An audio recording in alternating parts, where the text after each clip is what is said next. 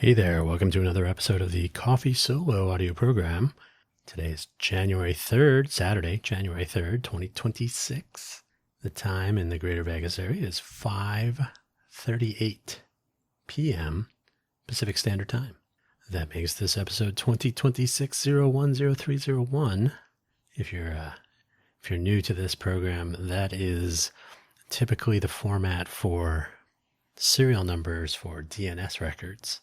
This audio program has no set schedule. It has no set limitations or focal areas, limitations on focal areas.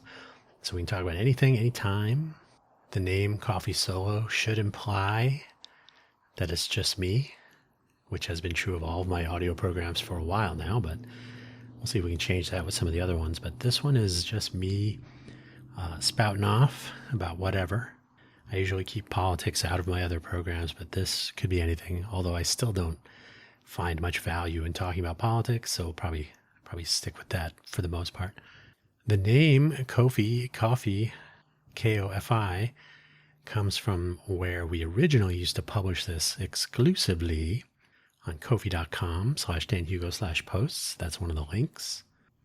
But it became difficult to tell people where to find the program, since podcasts are usually distributed via RSS on various podcatcher platforms and apps and so on. So we still publish on Kofi.com first.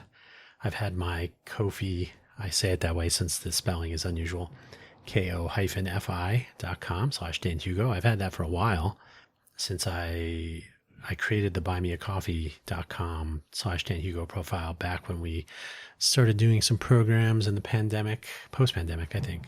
I can't remember when. One of these days I will look and see. Oh, I did try to see when my account was created. It didn't really tell me. So I need to go find the sign up email. I'm sure I got one at some point. But yeah, we started doing some podcasting. It wasn't in 2020 early. The shutdown began in March. So it wasn't around that. It was probably closer to the end of 2020, but anyway, somewhere in there.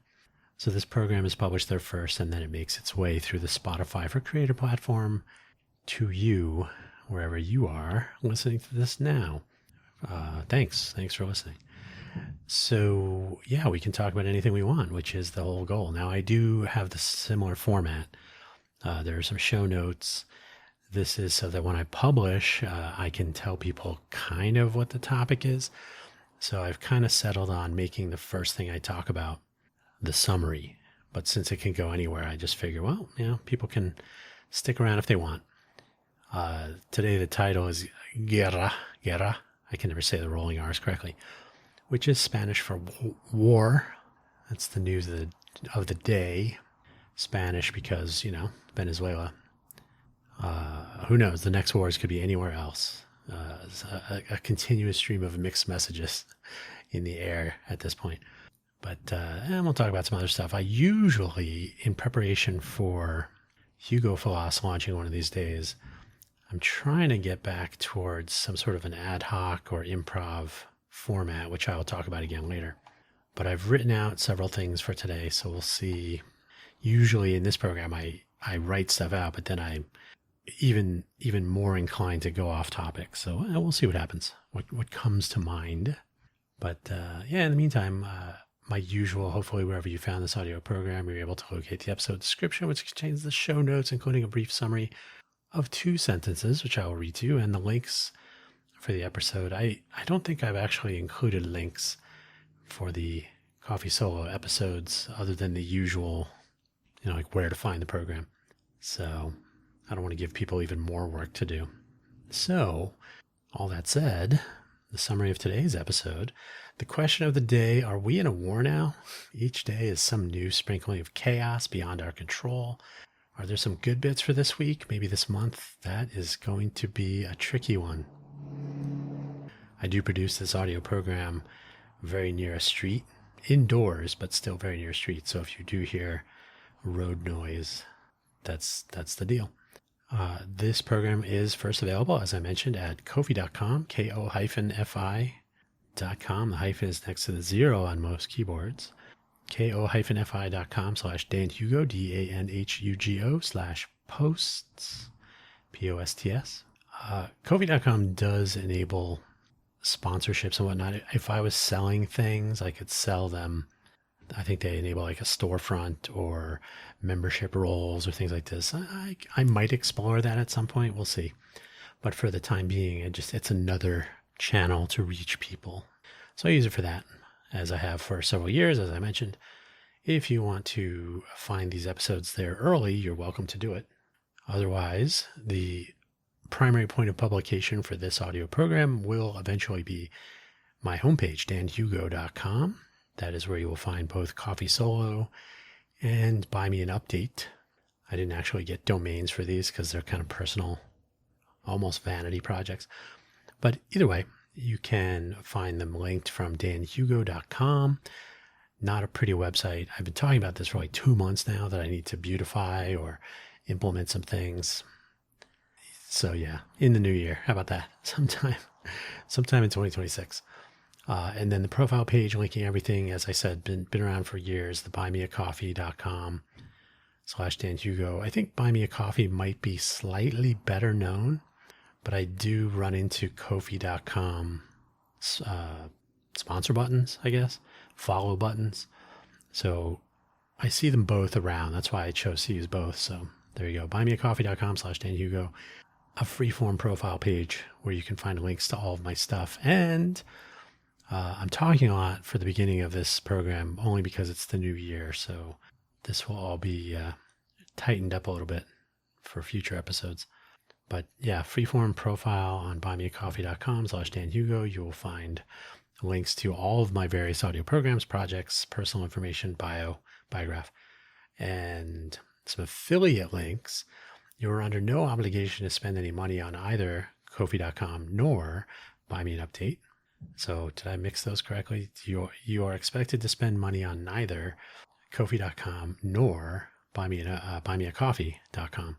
But if you do click on any affiliate links, those are things I actually use.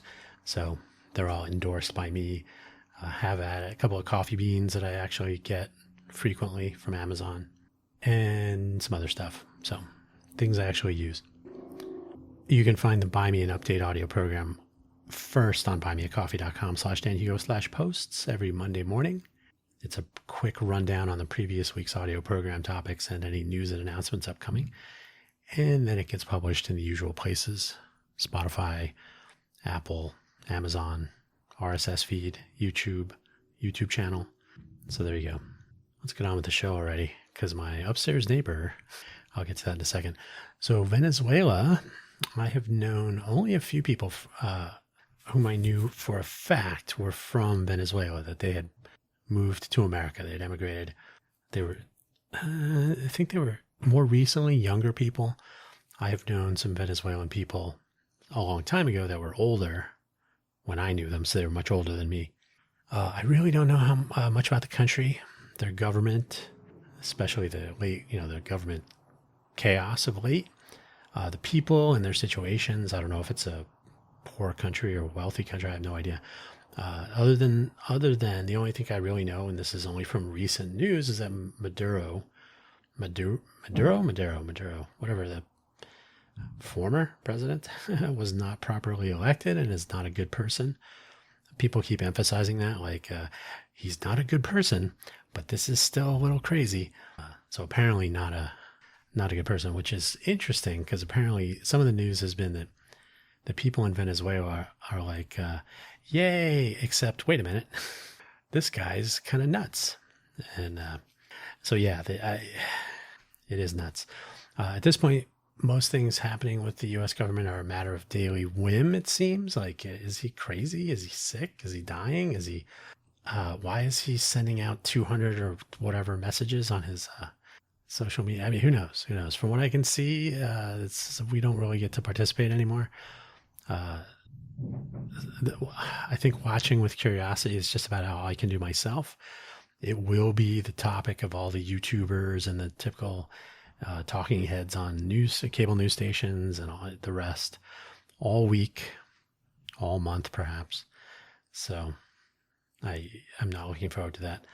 On the other side of that spectrum, I enjoy watching movie reactions. I've talked about that a bit, especially younger people watching older movies as a sort of gauge of the status of a gauge of the status quo, perhaps. Basically, the way I describe it is people that are watching movies that I watched when I was their age. Does that make sense? So it might be somebody in their 20s, maybe 30s. And now that doesn't always apply universally. Some people have caught 12 Angry Men, which is a movie from, was it 57? 57? Is that right? Or 60 something? Whatever the case, that was before I was around. So clearly my analogy does not hold universally. But the take home is that there are people watching, and it's interesting because they usually are watching movies from the 80s, for example, sci-fi, and generally the 80s are considered pretty much a watershed for movies of all kinds. So they're watching Beverly Hills Cop, 80s, early 90s. Beverly Hills Cop movies. They're watching Terminator. They're watching Alien. They're watching, what's something? I just saw somebody watch 300. That's a little bit more recent. The Martian. That's also a little bit more recent. That's one I'm going to make a comment about. So it's interesting to watch these things. For the most part, I think, I'm trying to think if there's a case where this was not true, but I've usually seen the movie that they are reacting to. So, like, it's always funny because they're like, yeah, this is an observation I've made before. They want to be sure and tell people, I don't know anything about this movie. I never saw it. I never read about it. I didn't even read the description. I didn't even look at the movie poster. I know Bruce Willis is in it. That's it.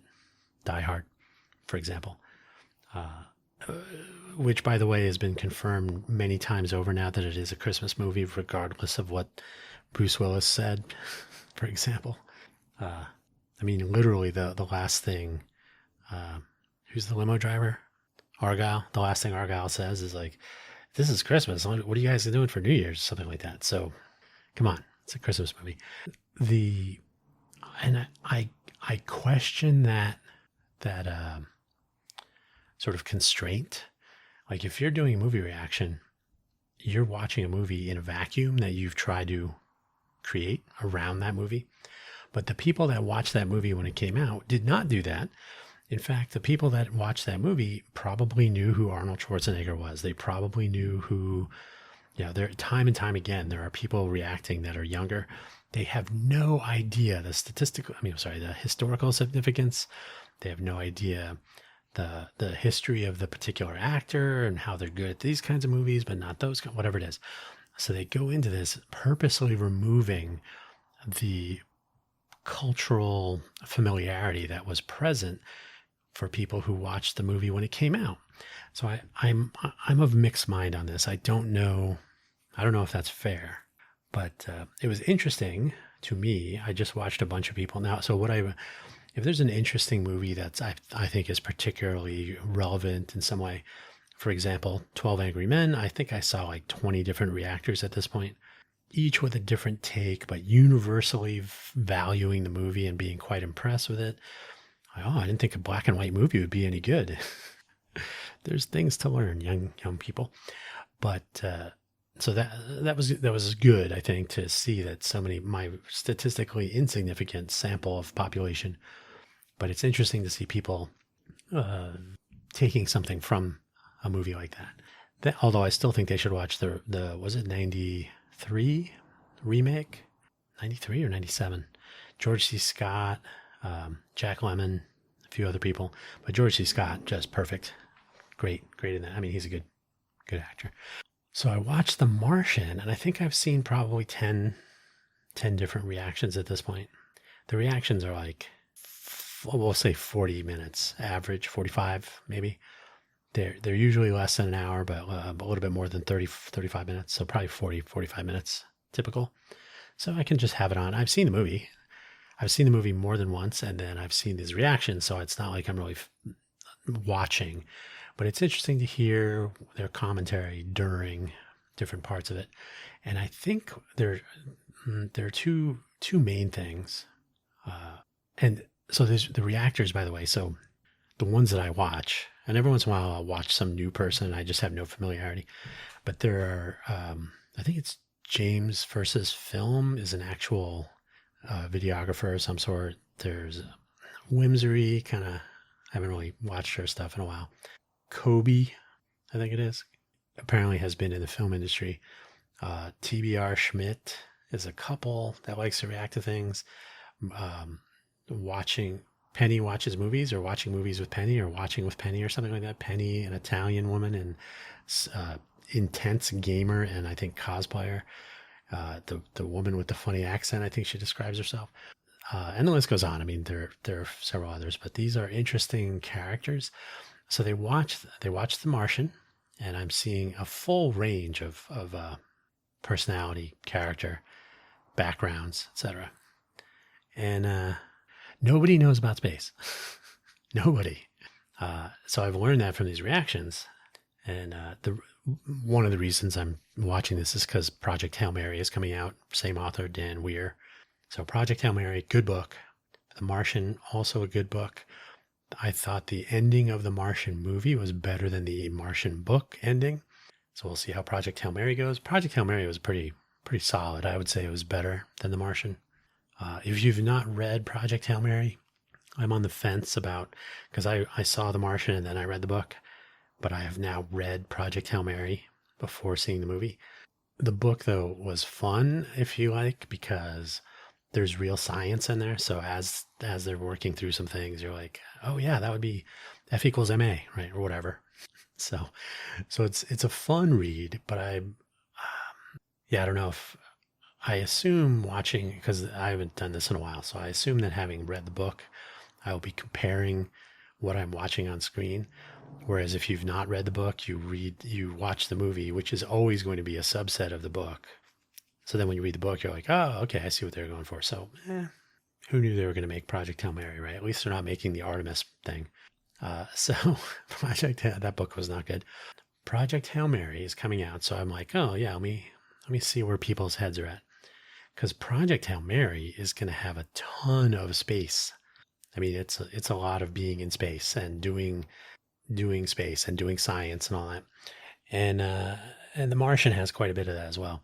What I found, first of all, every single person that's reacted has said something along the lines of, oh my God, I would never have been able to do any of this stuff. I don't know anything. Basically reflecting on that he's so smart. He's the character, obviously, Matt Damon, who knows if he's into botany or what, but so everybody's reflecting their own lack of, I'm not going to say intelligence, but familiarity with the topics. I wouldn't know what to do. I wouldn't have made it this far, et cetera, et cetera. And the other thing, and there's a couple of other things, but these are the top two, right? So one, I wouldn't know how to do any of this. Number two, nobody understands, okay, going to Mars, Elon Musk, who I do not care for, we're going to go to Mars. We got to go to Mars. Mars is it. We got to get off the Earth and I'm going to burn it down. So we have to leave, whatever their thing is. So everybody's got a recent fascination with Mars, but they don't seem to understand anything about getting to Mars or getting back or anything. So the air density is so low that there'd be no way that the wind could have blown Mark Watney. Sorry, spoiler alert. And so that would just not happen. Getting a helicopter to fly on Mars, which they did do, took some work because the air density is just very low. So the tarp on the ship when he's leaving, oh my God, it's so yeah, but the air density is very low, so it wouldn't have mattered. And as the guy points out, by the time he's going fast enough for it to matter, he'll be so high, but really the air density is very low. So yeah.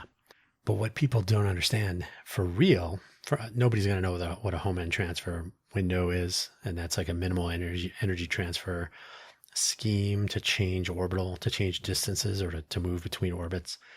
So it's a planetary alignment and it's an indirect path, right? You basically increase your radius so that you leave one orbit and go to the next one, but you're going to be going around the sun, for example. So home end transfer. That's something I learned about when I was in JROTC in high school, AFJROTC. So home end transfer. Okay. So nobody knows about that. But also, can't they just turn around and go get him? So nobody understands. Now, I'm not chastising or diminishing people for not knowing this, but I just think it's interesting that for all the talk of going to Mars, nobody has any grasp of the energy requirements, the time involved, and everything. So yeah, can't they just turn around? And yeah, that's why Rich Parnell, steely-eyed missile man, and nobody knows the origin of that. Steely-eyed missile man, Rich Parnell, and the Parnell maneuver to do. Everybody knows slingshot though. Whenever that comes up, everybody just goes, "Oh, slingshot." So nobody knows why. They just know that, oh, you're going to slingshot around the planet. Okay. Everybody saw Apollo 13 apparently. So slingshotting around the Earth. What's the other one? I can't remember. There was a couple of other ones, but anyway. So the take home from watching this, I appreciate that people are into it. So I'm not diminishing that at all. But it's very clear that, okay, well, I don't know if they do it after the fact, but there's so much opportunity to pick some nuance out of this movie. Oh, I know that the other one that everybody does get, like, universally. Oh, that's Boromir.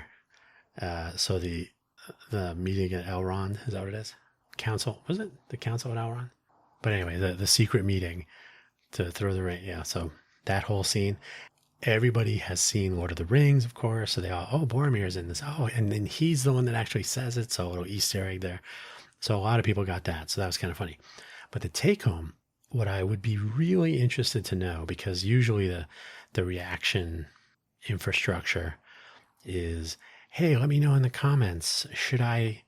Is this, who is that? Should I know more about? So they basically foist it onto their audience. And if you ever look at the comments on a reaction video, the comments are always like, oh yes, that thing you were talking about was, and I did that. I think I've done that 2 or 3 times total. One of them was somewhat obscure. It was somebody reacting to Apocalypse Now.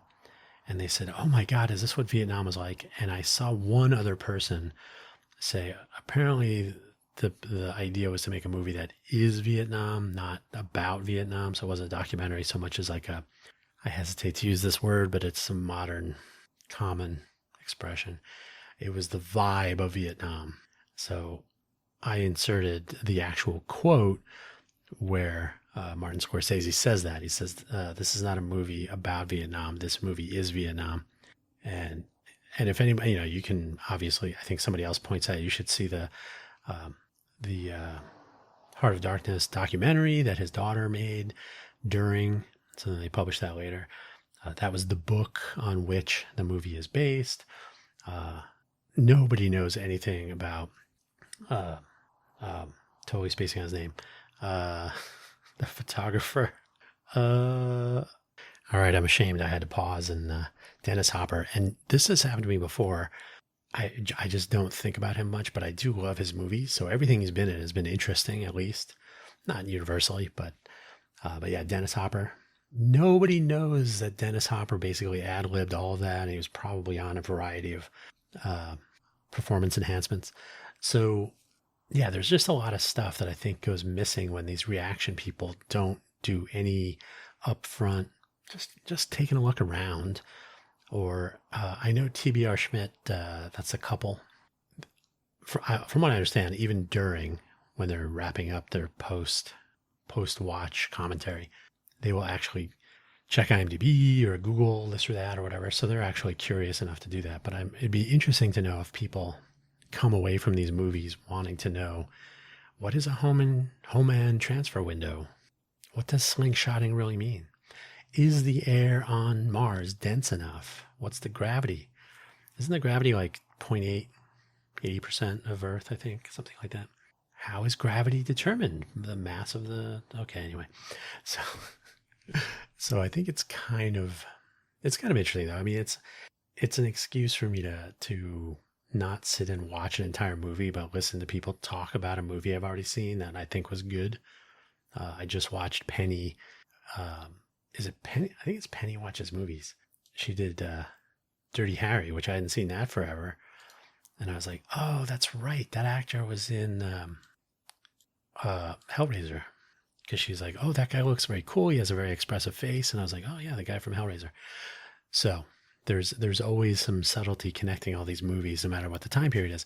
It'd be interesting if people would go back and Penny is Watching. That's the name of her channel. Penny is Watching. So I mean, my mom is Italian. So my mom's side of the family is Italian. And that's how that works. So I said, just watch. I'm not going to say anything and don't check. I said, watch and see if you can figure out where her accent is from. And no idea. And my mother's parents, I think, were first generation Americans. So there was a lot more Italian and Italian accents going on. She's like, I don't know. So she says it's an Italian accent. So I don't know. It's a good, clean habit to watch reaction movies. What I don't want to do is become like a watch along, Patreon, whatever. But that's how they monetize their audience by saying, oh, if you want to give me suggestions, you have to be a paying subscriber. I'm like, I don't really care that much. I think if I found a really, really insightful, because what's his name? Neil deGrasse Tyson does reaction videos to science movie, not reaction, but he does reactions after the fact. That would not be interesting either. So I don't know if I'd be willing, because I don't really want to do watch-alongs, and I don't want this to turn into like a thing that I'm financially invested in, because I'm only barely personally invested. They're interesting, and like I said, I'm kind of judging the state of the world by how people in the millennial, Gen Z, and then probably Gen Alpha eventually, what do they think of the movies that I grew up with? So that's some sort of a weird indicator that I've got on a dry erase board somewhere. Production by Street. My living situation. Let's get off movie reactions for now. It'll come up again. I've promised that I will make a list, and I listed off a couple of them today. There aren't too many more that I watch regularly. I think I've added one or two more recently that I was like, oh yeah, that was pretty interesting commentary. To be honest, okay, and one of the ones that I liked, and this will sound I'm back on movie reaction, sorry. This will sound condescending, but bear with me. I started watching Movie Munchies, which was between, sometimes one, but either 2 or 3 Vietnamese women, I think they're in Vietnam, reacting to older American movies. And I always found it was interesting that they picked up on so many of the culture cues from back when that movie was out of a typical American audience that they might also be sort of building on, I guess. So I don't mean to be condescending, but it's like, oh, that's cool that they got that inside joke or that reference or the kind of a subtle thing that you might not pick up on, but they're very, so I always found that fascinating. So the people that do reactions that pick up on that stuff, or that, I'm not saying they predict the movie, but they kind of pick up on the direction and the drive of the movie. Yeah, maybe they get the thesis and all that too, but I just find those interesting. So anyway. All right. So my living situation is annoying lately. I do live in an apartment complex in Vegas, in the city of Las Vegas. I have mentioned it before. I've done I think 2 different cover art pieces for this program about my upstairs neighbor, Noisy Raymond. He's been particularly noisy today. In fact, just as I was starting to record this episode, he decided to drag a body across the floor or something upstairs. So I started over. So Noisy Raymond upstairs, particularly true to his namesake of late, and I tried to ponder. Or I try not to. I tend to ponder, but I try not to. The possibility that maybe today is the day. That's the noise of packing up to move.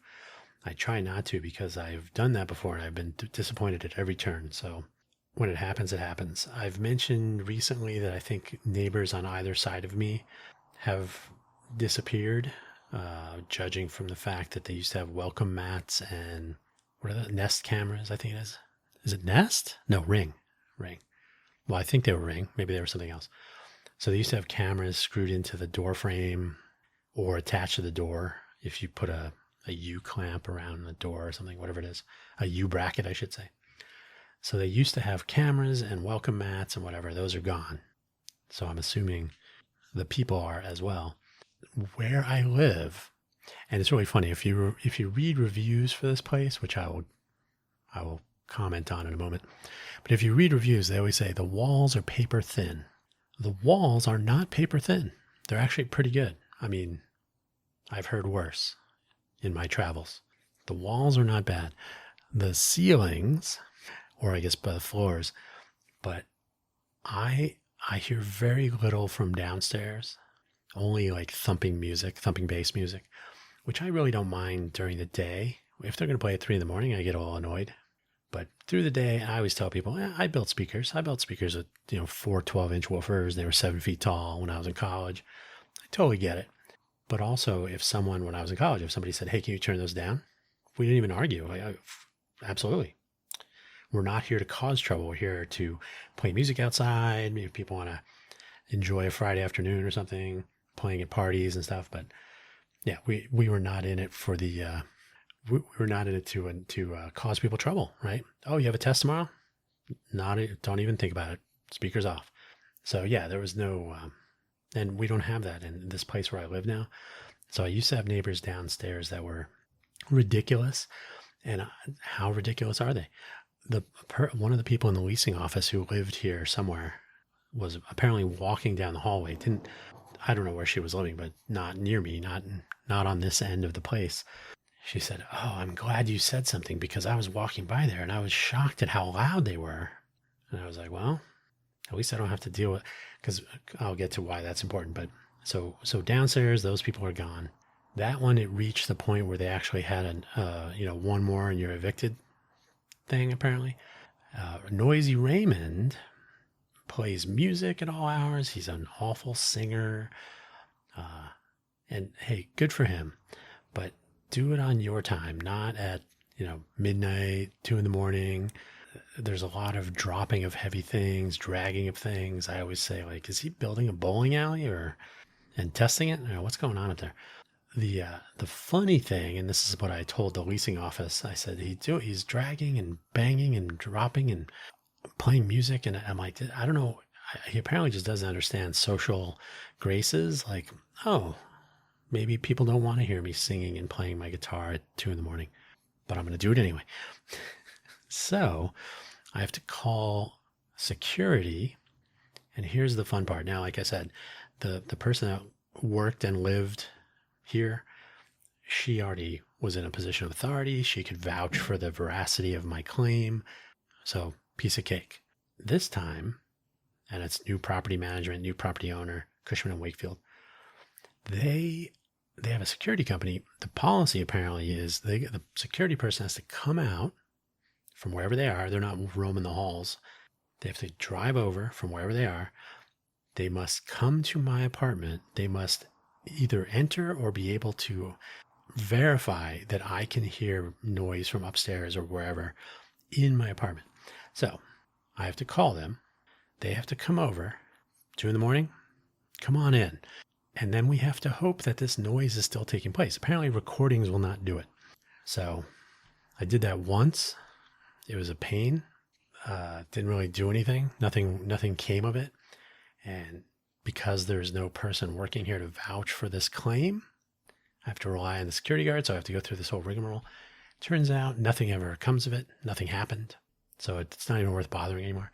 I'm finding that Cushman and Wakefield, which took ownership of this property a year and 2 months ago, October 2024, they were initially a mess. They were a train wreck.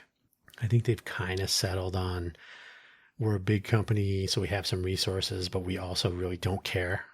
So they replaced the lights in the garage, but people still have thefts in the garage. So it's better lighting, but still crime.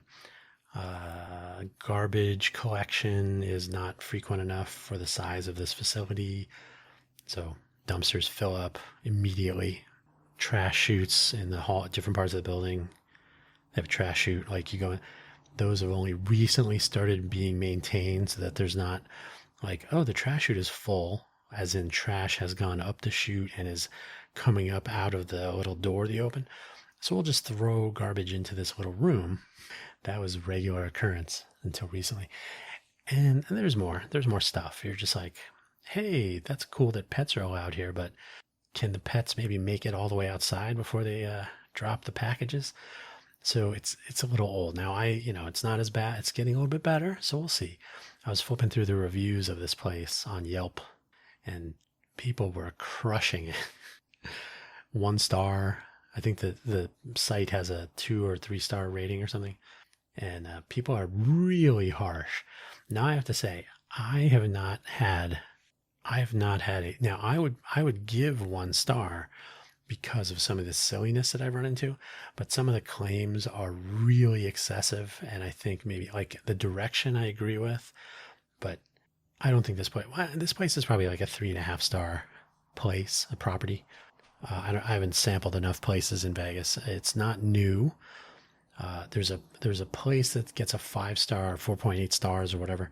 Star ratings are bogus, but whatever.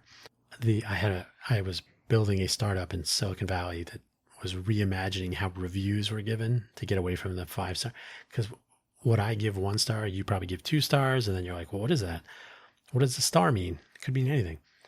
But some of the newer complexes that are like brand new are getting better reviews. Although one that just started leasing within the last year, I think it might be just over a year now. That place is also 3 stars. So I don't know what's going on, but I think people are, I think they're giving malicious low, and I've thought about it too. I'm like, I would totally give 1 star after that rigmarole, because what Cushman & Wakefield does, and I don't know if it was happening with the previous property owner. You get a text and an email every couple of months. Hey, how are you enjoying your stay here? We really want to know. And if you click through their survey, they ask you, how are things? And you're like, it could be better. And then they say, could you write us a review on Google Local? Like, geez, should I write a review, or do I want to face some sort of retaliatory headache later? So I just keep my head down. And now that I know that it's not worth it even to complain about the doors not really working when you try to get out of the building. Fire hazard? Meh. I just brought this up the other day, and they're like, no, they work fine. And I was like, do you want to walk over to those doors and I'll show you? And they're like, oh, I can't right now. Sorry. Okay. Now, I myself have been in a house that I had to exit quickly because it was on fire.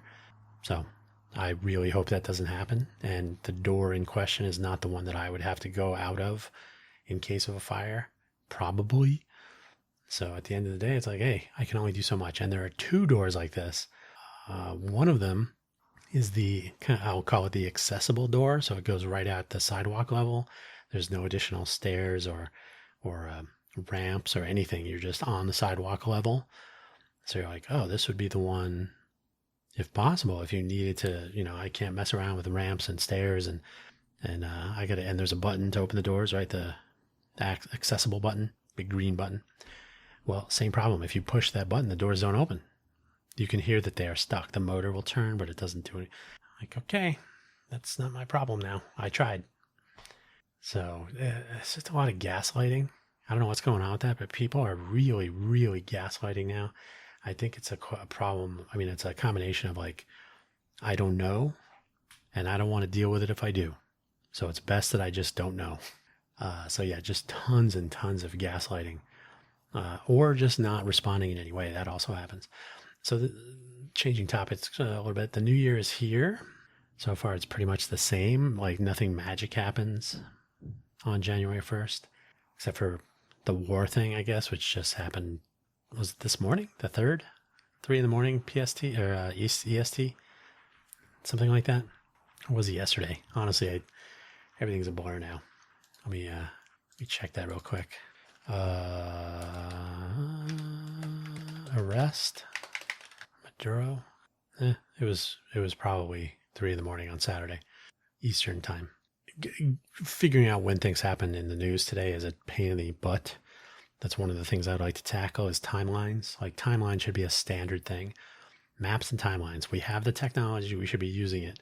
Things should have proper timestamps. You should be able to figure out when something happened, and you should know exactly where You shouldn't have to like, oh, I have to read through the article and try to figure out what's going on, right?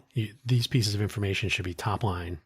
If you're into into markdown documents, the front matter should have the date, the location, like a city, a latitude and longitude, or whatever, right? You should be able to make these determinations and use automation tools to grab information. If you're not using Markdown, you should be using RDF of some sort and express these pieces of data using acceptable schema. So I guess also if you were looking forward to having health insurance, you might not anymore, or it might be 114% price increase per month. Yeah, okay. So not a new year. So not a happy new year so far. But at least you're not writing 2025 on your checks anymore, right? Because you're probably not writing checks anymore. So let me throw out a couple of random things. CES 2026 is this week. It's from for normal people like myself.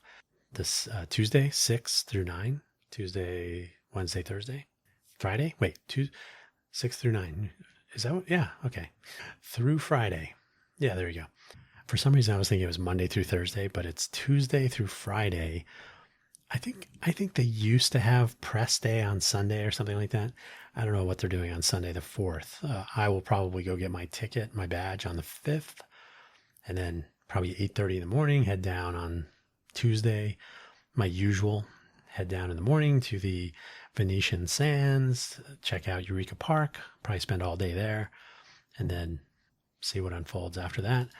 I am not planning to attend any parties. I really don't care to run into anybody I haven't seen in years because who cares, honestly. Oh, hey, how's it going? Didn't I email you like 2 years ago? Yeah, but I figured since I'm here, I would. Okay, great. Now, but I publish my episodes still. So 2025, I published an episode every day of my various programs. So I don't think this will be a problem. Or not an issue, I guess. I don't know. Yeah, I don't know about this program. We'll see. But my scheduled daily programs will be fine.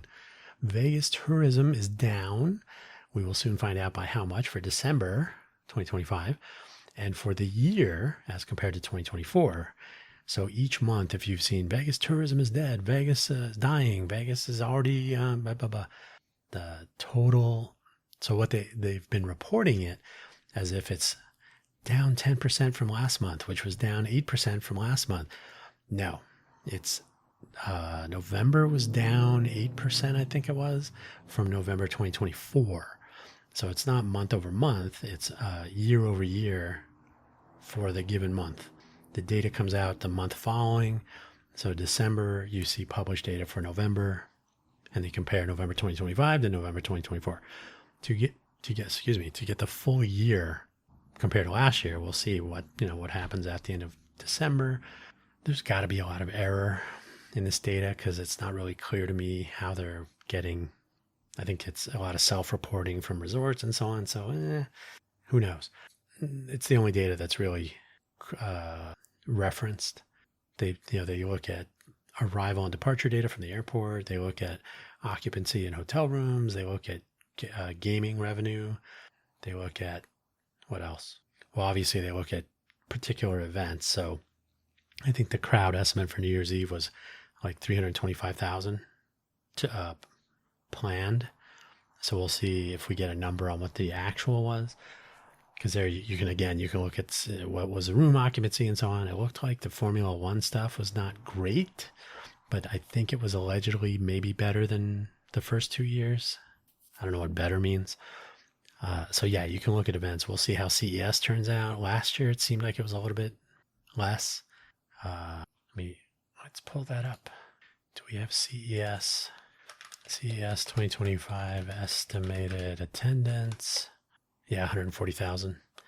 Usually they the number they will throw around, just like Vegas will throw around, 42 million people visit here. And I usually say 40 million because it's really closer to 40 million. Allegedly it was 46 million, I think, 2 years ago, something like that. But 40 million is a good round number. So CES will often say 180,000 people, but their total reported attendance for CES 2025, 142,465. I was there So CES 2020 was fine. So it was bustling. Personally, I think that's where some COVID spread started, just because of the cross section of the attendance, and then Vegas, the top 5 cities of origin for visitors to the Las Vegas area, typically, and I think it was even in January, year over year, were New York, Seattle, San Francisco, Chicago, right? Big cities. And those are where outbreaks started. That's where the news started, was in Seattle, and then New York had its big outbreaks, and Chicago. So I'm like, yeah, that's total coincidence. So anyway, we'll see. So 2001 was virtual. They didn't actually have the show. 2021. 2022 was the first year back, and that was a wasteland. Let's see if they have 2022 estimated attendance. Over 40,000 in person. So that was a wasteland of emptiness. That was like disappointing and depressing. So they're saying 170,000 plus at the last in person, which was 2020. So yeah, 170,000 plus. That's a good size. And we didn't get there 2022. So 2023, well, since we're here, let's see what they tell us for this one. If I could type correctly, 23, we got over 115, so it was coming back. So yeah, I think I remember 2023 being, it didn't feel quite as insane. Well, I mean, obviously there was like three times as many people, but for 2022 with 40,000, there were booths that were pulled up at the last minute. So they were just slabs of concrete. They pulled up the carpet that would have been laid down for the booth. These booths were like 50 by 20 or 30 or something. They were big booths. They weren't little tiny 10 by 10s. So that was crazy. So yeah, we'll see. We'll see what happens this year. We'll see if they get back up to 170. So I'll find out next week.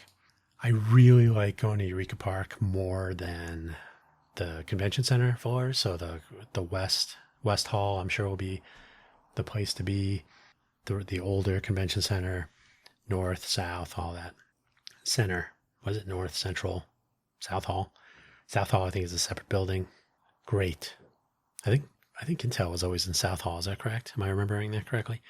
So yeah, I mean, I'm sure I'll wander around, see what's up. But to me, the show is really, the entire show is there for me to see the Eureka Park stuff, which is real startups that you're meeting the people from the startup, right?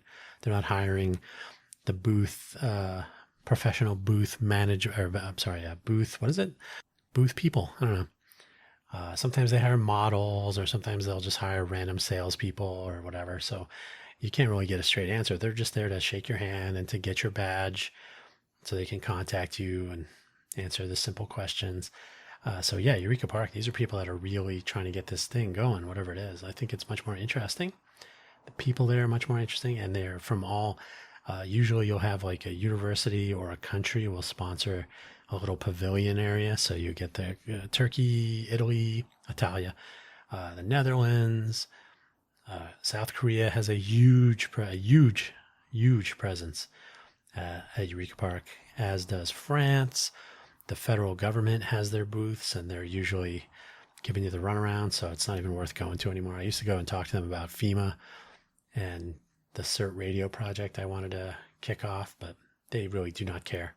And it's only worse now. So, but yeah, tourism is down. We'll see what happens. We'll see what happens for this. This is the first big event of the year, obviously, after New Year's Eve. New Year's Eve apparently had a okay turnout, I guess, considering it was raining. Not bad, but we'll see what the real numbers were in the coming weeks. And then we'll find out how CES does, and we'll see if CES and New Year's and CES can kick off something of a return. I can't imagine that will happen, because there hasn't been a great readjustment of prices, because Vegas has become an extraction. Well, it's always been an extraction economy, and it has moved far too much into if we just charge more money from rich people, we don't have to cater to the normal crowd, but the rich people don't really come here as much. So what you end up with is a reduction in tourism, slight increase in gaming revenue, because they're sticking around in the casinos, but small businesses related, businesses that would benefit from foot traffic and general tourism are suffering because nobody's coming. Way to go, Vegas planning. I've got my beefs with the LVGEA, the LVCVA, Clark County Commission. Oh, noisy Raymond. I don't know if you can hear that. Dragging bodies. Yeah, I'm totally not impressed with how the lack of coherence and cohesion are driving things in weird directions here. I think if you're trying to do a startup here, you gotta basically be on your own. Rugged individualism is the name of the game. So that's what I talk about on. So my next bullet item here that I actually wrote down. If you happen to listen to the Cafe Genius Impresarios audio program, which I publish on Fridays, you can hear more detail week over week about the various efforts I'm pouring my full attention over, like a sauce in the near term. They've been languishing for a while as I try to figure out what the lay of the land might be.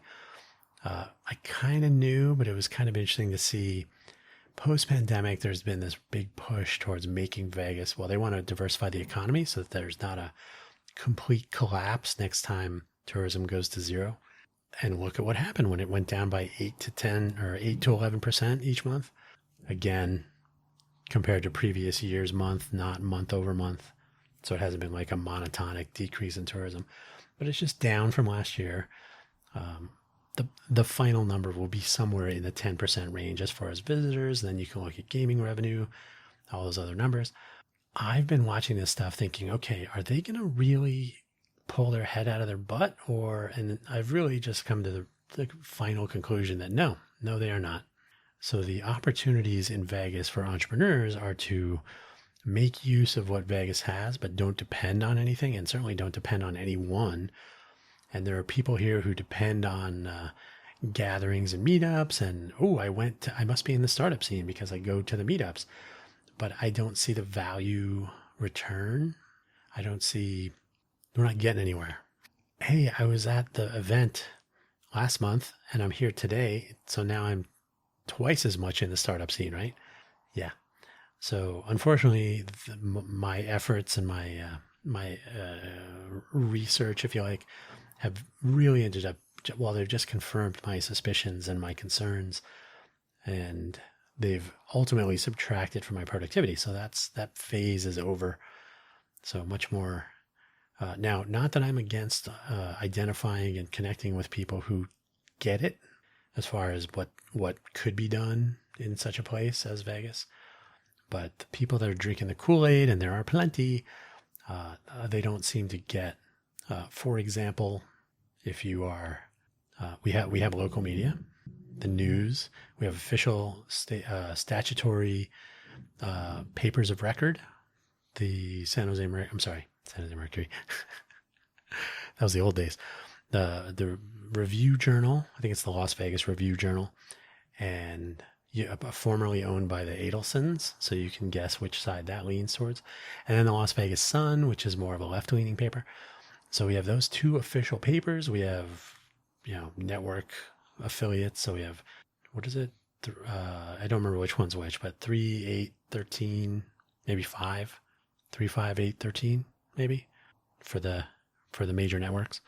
I think, I don't know. I don't keep track. I mean, I look at their websites every once in a while.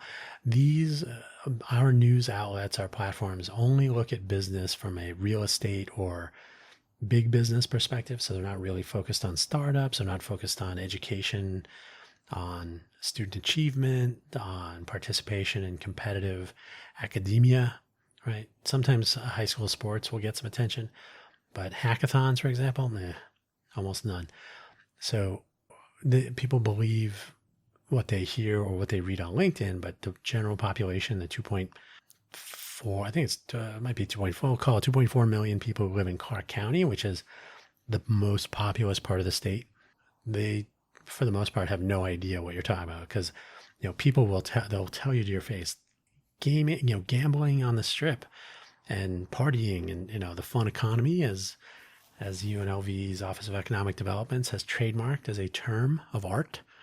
The fun economy, that's all that matters here. That's all anybody cares about. It's like, well, first of all, that's not totally accurate. But second of all, that is accurate because of news coverage, because of awareness. So there's really no effort to tell people about these things. They're just, just happening. So the global global entrepreneurialism, Global Entrepreneur Week, something like that.